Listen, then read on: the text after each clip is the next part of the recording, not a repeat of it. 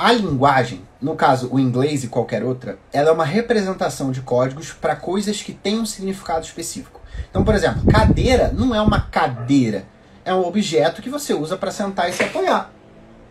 A palavra cadeira é um código que a gente atrelou a esse objeto, para que dê um significado e uma forma mais fácil da gente falar. Objeto que usa para sentar, não, você dá um código para ele e vira cadeira. Assim como em inglês a gente tem chair. Isso aqui é uma chair. Mas você concorda que o significado sempre vem antes? O que muda é o código da linguagem que você usa? Então é por isso que você tem uma forma extremamente eficiente de aprendizagem de línguas quando você junta o significado do objeto direto com o código que você quer passar, sem passar por outra língua antes. Que é por isso que no método tudo também indica que você não deve traduzir, ou que você deve evitar ao máximo traduzir. Porque isso vai impedir com que o seu cérebro faça uma conexão direta com o significado, direta com a imagem, e que ele vá primeiro para o português. E aí acostumando essa ligação totalmente ineficiente, que é você passar para o português, traduzir, ver o significado e jogar para o inglês. Então, o método tem que utilizar isso. Agora, você fazer uma sessão de estudos eficiente usando esse método já é um pouquinho mais difícil, certo? Porque você vai precisar que esse conteúdo em inglês, se você é muito básico ou intermediário, tá, gente? Se você já é mais avançado, você já precisa de bem menos indicações visuais para você entender. Você sabe que eu tô falando I'm wearing a gray shirt. Se você é avançado, você tem que entender isso. Não tem questão. Então você não vai precisar de tanta representação visual, tanta mímica. E como que você vai fazer isso? Se você é um intermediário ou um básico? É simples. Você precisa usar, por mais esquisito que isso soe, principalmente para quem é adulto, para quem é mais velho, histórias e desenhos para criança. Porque se você concorda comigo que a gente está tentando aprender inglês, tentando emular um pouco o jeito que essa criança aprende, você vai usar de desenhos animados, de músicas, de histórias, que tem uma representação visual do que está sendo passado. Igual eu fiz aqui com vocês. Óbvio, sei lá, se você é um multibilionário que quer contratar um mímico para ficar conversando com você, explicando tudo que ele tá falando, também é uma opção, gente. Não sei. Tem de tudo nessa terra. Mas o ideal é que você pegue conteúdos que já existam, ou que você consiga investir para ter acesso, e aí você vai conseguir estudar de forma muito eficiente, tá bom? Lembrando que esse método, essa sessão de estudos, se você é muito básico, você precisa começar com conteúdos muito básicos. É de extrema importância, por isso que a gente afiou o machado.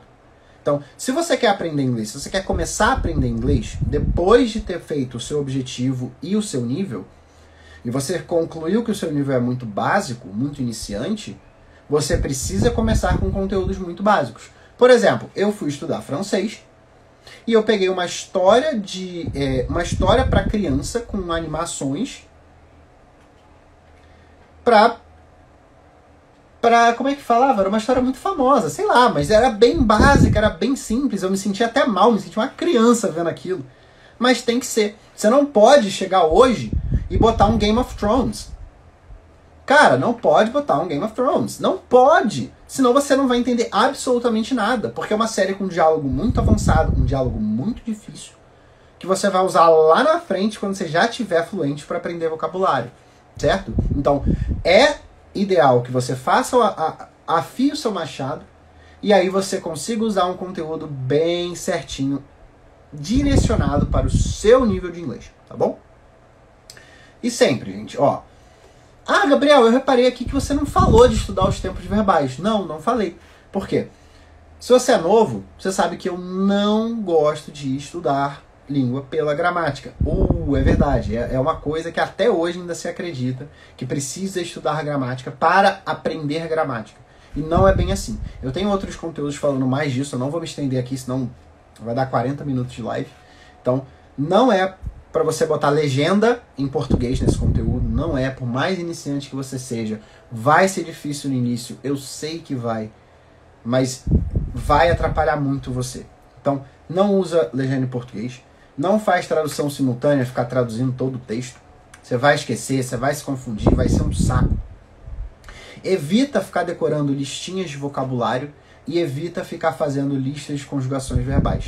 Óbvio, de novo, mas Gabriel, você falou que tudo depende. Sim, tudo depende, mas tem coisas extremamente eficientes e tem coisas nada eficientes. Tem um linguista que eu sigo que ele gosta de começar estudando pela estrutura gramatical da língua.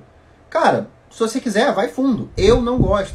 Eu acho muito difícil, eu acho muito complicado você estudar uma estrutura gramatical de uma língua. Isso não é ficar estudando gramática igual ao colégio cursinho.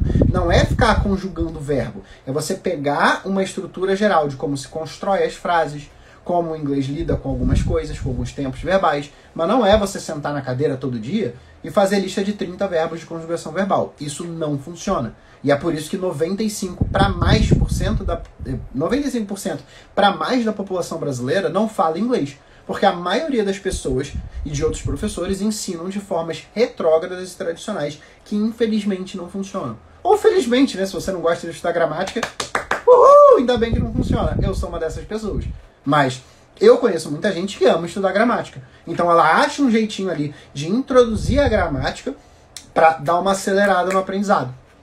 Mas não é necessário, não é essencial e não é efetivo. Então se você odeia estudar gramática, você pode deixar de lado que ela vai começar a vir de um método de uma forma natural e bem mais lá pra frente, igual a gente faz na nossa língua nativa, quando você já tiver conversacional, quando você já tiver quase fluente, você vai e estuda um pouquinho ali para você ir pegando melhor e aprimorando, lapidando o seu inglês. Principalmente se o seu objetivo lá de trás remete a alguma profissão ou algum nível extremamente avançado, que você vai precisar saber uma regra gramatical, uma estrutura perfeita e tudo isso, tá bom? Então, de novo, é muito simples, né?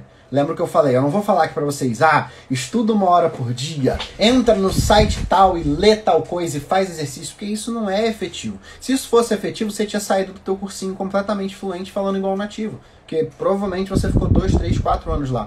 Ou se você nem começou, você provavelmente não começou porque você não concorda e acha um porre, um saco, esses métodos tradicionais. Então, não precisa fazer nada disso, não é enrustido, eu tô dando direção aqui pra vocês, para que vocês tenham um bom começo e consigam ir desenvolvendo o seu treino. Sempre seguindo a estrutura do método que eu falei para vocês, que é o Comprehensible Input, que é, em português, o input compreensível, e você tendo noção daquele conteúdo bem adequado ao seu nível.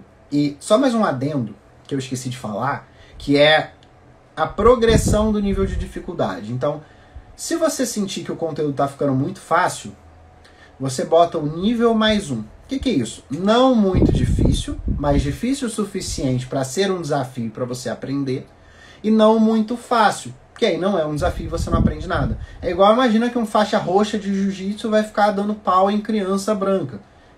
Criança de faixa branca, entendeu? Vai ficar vai ficar no tatame com uma criança de faixa branca. Cara, ele provavelmente nunca vai evoluir, certo? Provavelmente. Eu não sou jiu-jiteiro, não faço nada de jiu-jitsu, eu tô só usando uma analogia que veio aqui na cabeça. Mas é isso. Então, se você é um cara muito, muito bom no xadrez, e você vai ficar só jogando com o teu primo de 8 anos que nunca jogou xadrez na vida, você provavelmente não vai melhorar, você nunca vai aprender nada. Você pode até se divertir, mas você não vai aprender. Então, é a mesma coisa com o inglês. Você precisa que esse conteúdo seja bem ali alinhado com o teu nível e o quanto você está evoluindo.